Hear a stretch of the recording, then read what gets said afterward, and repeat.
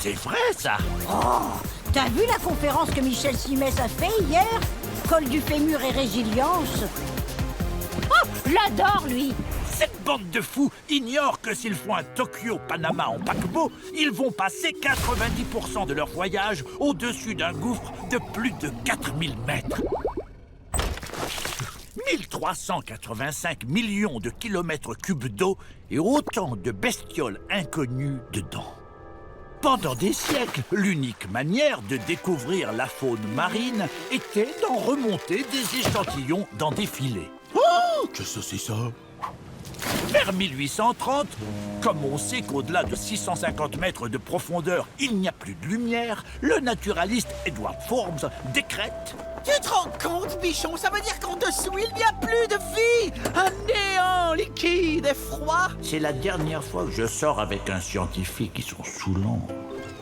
Mais en 1860, quand les gars remontent un câble télégraphique d'une profondeur de 3000 mètres, c'est la stupéfaction. Des moules! Ah, vas-y, t'es pas lourd!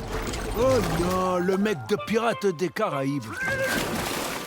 Vous voyez le professeur Tournesol dans Tintin? Eh bien, le personnage est inspiré d'un vrai scientifique suisse, Auguste Piccard. C'est lui qui a créé en 1960 le bathyscaphe, avec une petite sphère habitable là. Il y a mis son fils d'1,90 m et un lieutenant de la Navy, Walsh. Flutio, vous avez bien fait pipi avant de partir! Le truc était fait pour plonger dans les fosses Mariannes, un gouffre non pas de 4000 mais de 11 000 mètres de profondeur.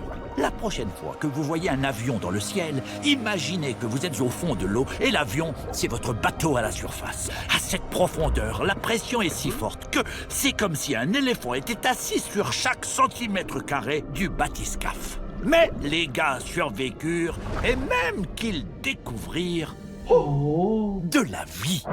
Ce n'était pas rien, les enfants, parce qu'à l'époque où tous ces gens étaient jeunes, on se débarrassait des déchets nucléaires dans la mer. Bah oui, puisqu'on pensait qu'il n'y avait pas de vie dans les fonds marins. Et même que si le bidon voulait pas couler, on lui tirait dessus. Si vous pensez encore que le Titanic ferait une bonne déchetterie, tapez Tu mourras moins bête sur arte.tv. Avec ça, c'est sûr, vous mourrez moins bête, mais bon, vous mourrez quand même.